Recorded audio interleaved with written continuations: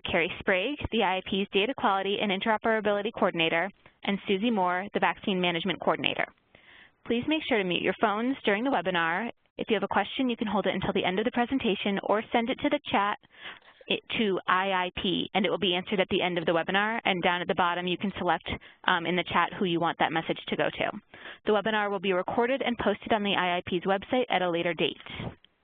All right, Susie and Carrie, whenever you are ready. Good afternoon, everybody. Thank you for joining us for today's Vaccine Accountability webinar. Today we're going to talk about accountability and data exchange and how to troubleshoot some of those discrepancies and why all of this is important. So each year, the Idaho Immunization Program purchases an average of $38 million of vaccines and distributes an average of 750,000 doses to enrolled providers. So while the vaccine is distributed to providers at no cost, each dose must be accurately accounted for in IRIS to ensure that those funds, both federal and state, that are used to purchase the vaccines are being utilized appropriately. So what does that mean in terms of the requirements and reporting? That means that all doses of IIP-supplied vaccine must be reported accurately in the registry, Idaho's Immunization Reminder Information System, which includes doses received, which are vaccine orders, and any inbound transfers, which would be doses that would be transferred to your clinic from another facility, doses administered, which includes anonymous doses for those patients who have chosen to opt out of the registry, wastage and return doses that are sent back to McKesson, and vaccine replenishment doses. All of those doses must be reported in IRIS. So we'll start with the IRIS inventory count. How often are physical inventory counts submitted? The IIP recommends that they are submitted monthly, which is best practice. However, all providers are required to enter a vaccine inventory count each time a vaccine order is placed. And that count must be the actual physical on-hand count that is in your facility. So what does the IRIS inventory count actually do? It's an accountability tool that's used by providers and by the Idaho Immunization Program staff. It's a useful tool because it indicates the date that the inventory count was submitted, the date the last inventory count was submitted, doses administered between those two dates, and it should be, as I had said previously, the actual on-hand count, and those are reported directly by the clinic.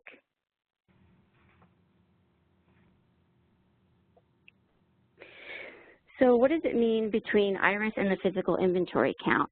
So if you look at that screenshot at the last two columns, IRIS indicates what doses that it believes should be on hand, and then the final column indicates what doses the clinic is reporting as physically on hand. So when you're comparing any discrepancies between those two dose quantities, you need to take into consideration what the duration of that discrepancy is, meaning when was the first count that those two quantities didn't match up, how current are the doses administered in IRIS, meaning how often does your clinic upload doses administered into IRIS? Is that real time, or is that file uploaded manually once a week, etc.? And the discrepancies to consider are, was a lot number received in IRIS before it was administered to a patient? Is the lot number entered into your EHR correctly? So does that lot number match what was on the packing list when the vaccine was received, which matches what is put into IRIS public inventory? Are there doses available in IRIS public inventory? And is the vaccine type correct? So, and we'll discuss this later in this presentation, but another tool to use is a show transactions report, which is run in IRIS to determine if the date the lot was received, to determine how many doses were administered, how many doses were received, wasted and returned, and other historical transactions for that lot number. So the Show Transactions report is located in IRIS in the Inventory section under Manage Inventory. And in that screenshot below, you'll see when you're on the Manage Inventory screen, there's a Show Transactions button that you click to access that report.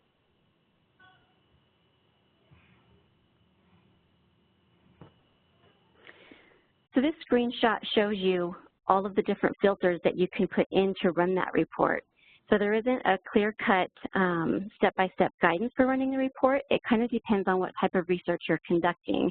But some tips for running the report are to ensure that all activity captured in your search, you would enter the date, February 1st, 2012, in the Date From field. The reason I suggest this, especially for some of those providers who have been enrolled with our program for quite some time now, that's the date that the current registry has been live. So anything that has gone on in IRIS as we know it today started no earlier than February 1st, 2012. You can narrow your search in the Enter Report Filter Criteria section by selecting the funding source of public, because we are interested only in public vaccine, which is the vaccine supplied by the Idaho Immunization Program. And when running multiple reports, I like to enter a report name that's shown in that third box at the bottom, because then you can differentiate in the following screen the different reports you have. If you don't enter a report name, the default is Show Transactions, and each report will be named the same thing, so you won't know how to differentiate between them if multiple reports are run. So for additional guidance on how to run the Show Transactions report, you can visit our website at immunizeidaho.com, and you can go to the healthcare provider page to provider resources and forms, and in section 4 under vaccine management, you can run the Show Transactions in IRIS resource. So when you're looking at a patient's record and you're not sure how to tell whether or not the immunization deducted, because you're not wanting to go run a Show Transaction, you're actually looking at the patient in the immunization record. When you click Edit on the far right side, you can have the owner's information. You will see under the vaccine lot number that the lot number is there with a slash and public. That tells you that the lot number has deducted from inventory. When a lot number deducts from inventory, it is not editable. When an immunization has not deducted from public inventory, you will see that either the lot number is there and not editable because you don't own the immunizations, another clinic administered it, or the lot number is fully editable. You can type whatever you want. If you do change the lot number and type something in there, it will not deduct from inventory. You have to completely delete it and re-enter it either through your EHR or manually to get it deduct. Changing the typable field will not make an immunization deduct. The non-deduct ad hoc reports are reports that many providers request. It shows the immunizations for each clinic that were administered that did not deduct from IRIS public inventory.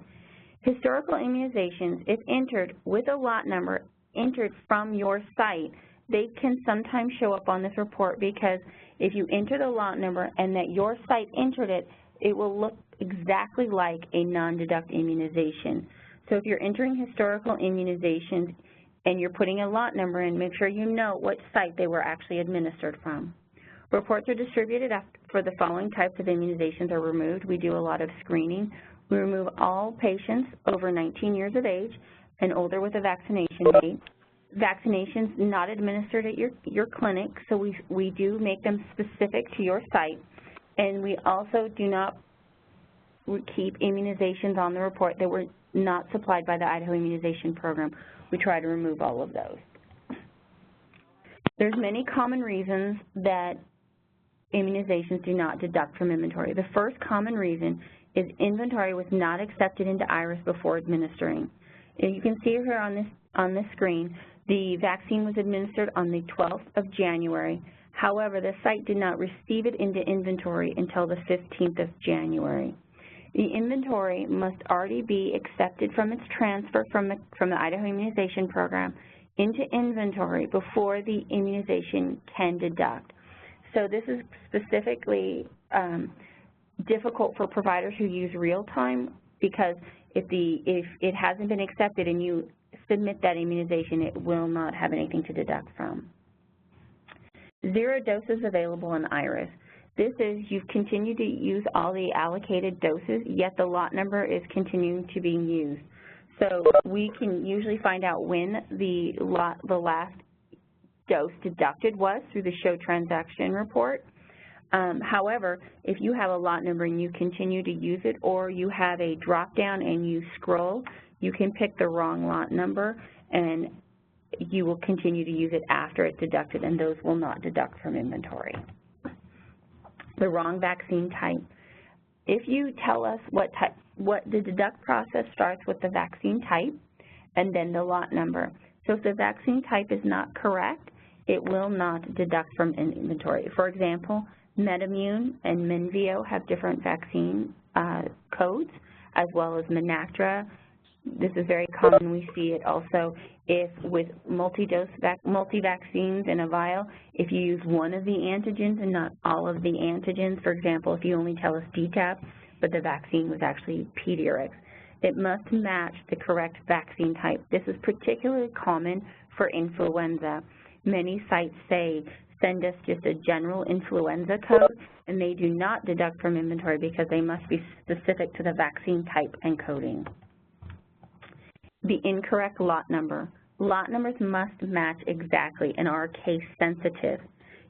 And the lot numbers must be taken from the box, not the vial. The lot number on the box incorporates all components of the vaccine, the diluent, the powder, the multi-doses, everything. That is what the lot number is on the box.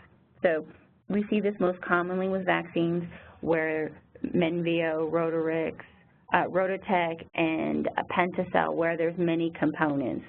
But it must match exactly. If you look on the screen, you can see that the lot number supplied was missing the M and would not deduct from inventory. There are no capital O's in lot numbers. Those are all zeros. You need to we see a lot of issues with 1s and L's, I's and L's, 2's and Z's, E's and 3's, things like that. So if there's a mistake that way, if it was put into your lot manager or manually typed in incorrect, it will not deduct from inventory. Once the issue causing the immunization to not deduct has been identified, then the clinics are required to make the correction and send the correction to IRIS so it can correctly deduct from inventory. And there are 3 different methods. If your system is on a real-time automatic send transmission to IRIS, if you make the correction in your EHR, it will automatically send the correction to IRIS. If you have a manual batch process, there are 2 options. The correction will be made in your EHR, and then the next time that the batch file is uploaded, the correction will be made in IRIS. Some EHRs do not send corrections, and therefore you can correct it, you can and should correct it in your EHR, but then you must still manually log into IRIS and correct the immunization by deleting the one that did not deduct and re-entering the one that did and associating it with the correct lot number. If you're not sure how your EHR sends corrections, you can either contact your IT department or myself. I'm Carrie Sprague with the Idaho Immunization Program, and we can work through and figure out how your EHR manages corrections. Susie and I this is our contact information. Susie's the Vaccine Management Coordinator, and I am the Data Exchange and Interoperability Coordinator. Thank you. Does anyone have any questions? All right, I'm going to go ahead and mute or unmute everyone, excuse me. So if you have any questions, feel free to ask them now. Sorry, I'm getting down the line and unmuting everybody as we speak.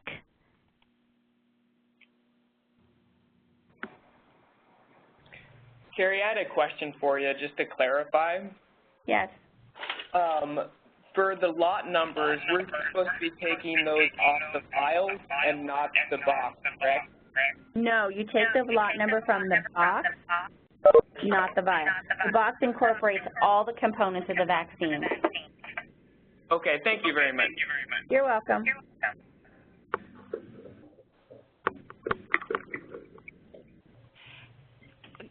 Are you guys going to email out this meeting PowerPoint? So this webinar is recorded, so we're going to post it on the website at a later date under the Provider Training and Events tab. Okay.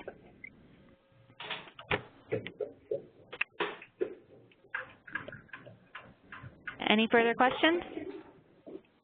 One question. When we upload the files, and I do them once a week for Family Health Center, and you look at the response report, the HL7 response report, there are no names on that. Is there any way to get that file with a name on it so that it's easier to identify which ones don't deduct properly?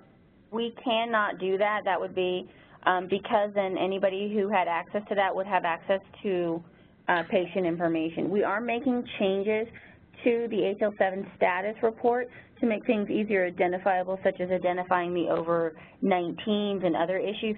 However, due to the CDC standards and specifications, we will not be able to add patient information onto there, or patient protect, because it's patient protected information. Okay, but you said you will identify patients over 19, so we could exclude those at least? Exactly. So we're doing what we're doing is a data exchange improvement project. We're in the process of working through that now. And later this fall, we're going to be making some upgrades to the HL7, including adding HL7 real-time for 2.51, as well as including some major updates to the response file and some new reporting to help providers identify issues with their electronic data exchange, so that we hopefully can be more proactive with everybody, and we're getting some new reporting features that allow us to send out updates to clinics and groups to let them know what's going on with their data exchange. It won't be patient specific, but it will allow us to be more, hopefully we'll catch things before they turn into issues, and also just be more aware and more proactive. Yeah. One other quick question. You mentioned, I know there are certain vaccines that don't deduct properly. We edit our file for Menactra. What other vaccines did you say you're aware of that don't deduct properly? The Menactra and Menveo are an issue depending on your EHR. If your EHR sends both CPT and CVX codes, then it causes an issue for these specific vaccines to not deduct. However, that is the only one that I'm really aware of. Okay. That would be the only major one. The big issue we see mostly with incorrect vaccine type is using generic vaccine codes instead of specific codes. Okay. So why is it just the meningococcal? Because they have the same CPT code but different CVX codes. Everything else has different CPT codes as well as different CVX codes. Mm-hmm.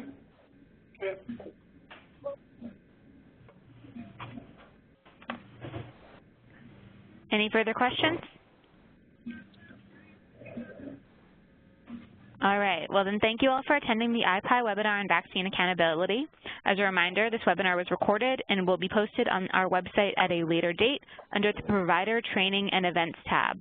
Please don't hesitate to contact the IAP or Susie and Carrie if you have any further questions about vaccine accountability. Thank you.